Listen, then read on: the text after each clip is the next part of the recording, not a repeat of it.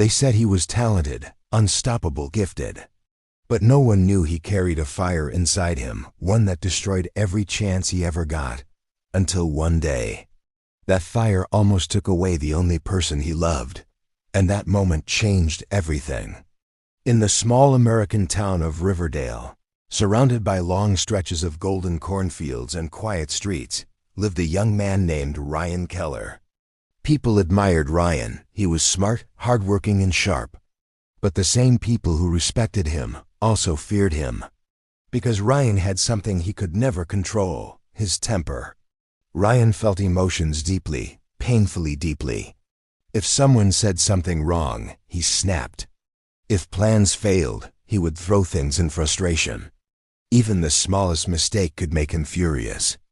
His mother, Linda Keller, a gentle woman who had raised him alone after his father passed away, always told him, "Ryan, the world is not against you. Your anger is." But Ryan never listened. To him, shouting meant strength. Reacting instantly meant courage. He believed controlling emotions made him weak. What he didn't see was that every reaction was costing him something important. A friendship, an opportunity, a chance at a better life. One day, Ryan got a job at Mason's Auto Repair, a well-known mechanical workshop in the town.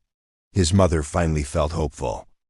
On his first morning, she said softly, "Please, Ryan, control your emotions today. Good opportunities don't knock twice." Ryan simply smiled. "Mom, relax, I'm fine." At the workshop, everything went smoothly until lunchtime.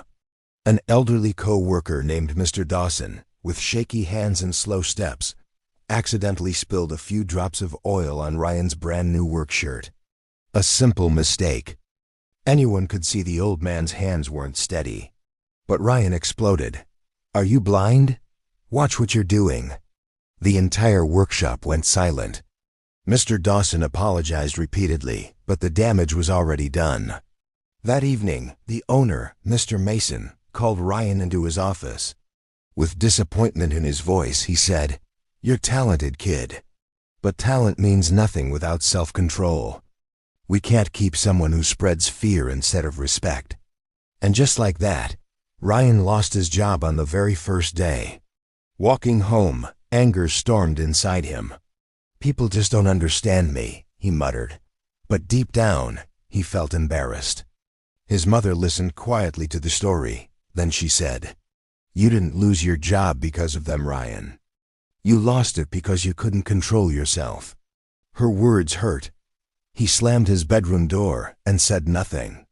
Days turned into weeks. Ryan looked for work everywhere. But his emotions followed him everywhere. If someone corrected him, he felt insulted. If someone disagreed, he argued. If something stressful happened, he shouted. Slowly, quietly, people began avoiding him. Even friends distanced themselves. One evening, after being rejected from yet another job interview, Ryan returned home defeated. He opened the door and saw his mother sitting on the floor, coughing hard, her face pale. It terrified him. "Mom, are you okay?" he asked, panicking. She forced a weak smile. "I'm fine, sweetheart. Just tired." But Ryan knew she wasn't fine. That night, he sat alone in the dark, thinking. His mother was getting older, weaker, and he couldn't even hold a job for a single day. For the first time, Ryan realized the truth. His worst enemy wasn't society. His worst enemy wasn't bad luck. It was his own uncontrolled emotions. He went to her room and said softly, "Mom, I want to change, but I don't know how." She gently placed her hand on his head. "Go see Mr. Brooks, the old teacher by the river. He helps those who want to help themselves."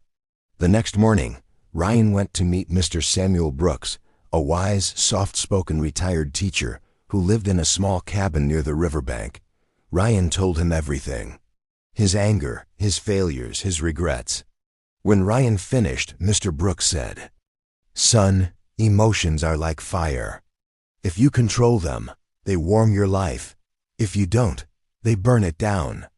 Ryan lowered his head. "I know I get angry, but I don't know how to stop. Mr. Brooks smiled and handed him a glass jar. Today, every time you feel angry, fill this jar with water, Ryan thought. Easy. But by noon, the jar was half full. By evening, completely full. He stared at it, shocked. Is this really how often I get angry? Mr. Brooks nodded.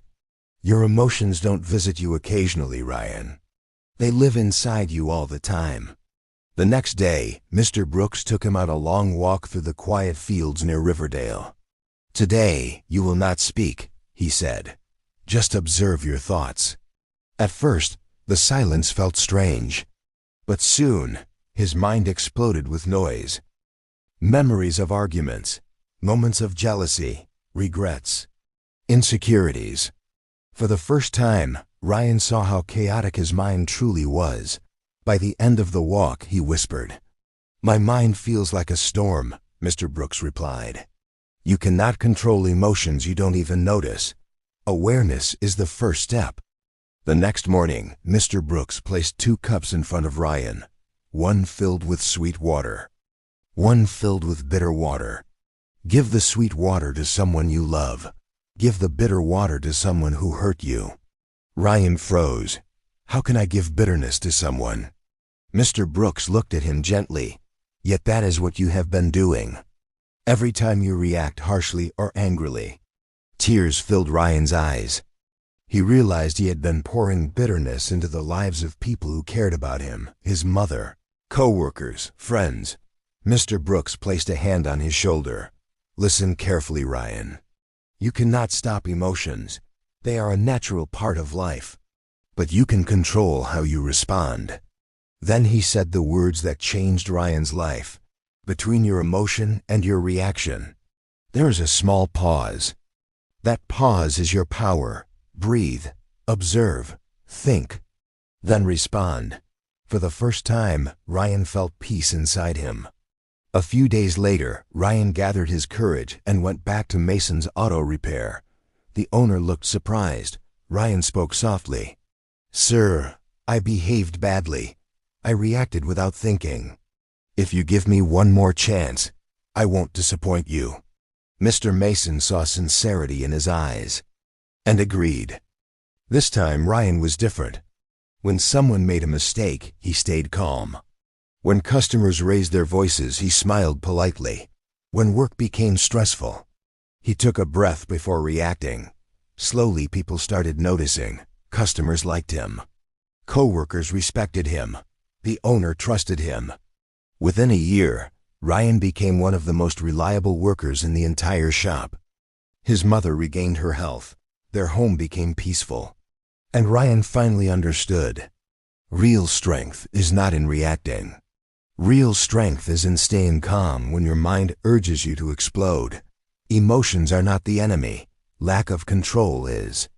Anger, jealousy, sadness, they are all natural. But the one who pauses before reacting, the one who chooses clarity over chaos, is the one who wins the real battle. Master your emotions, and your life will transform.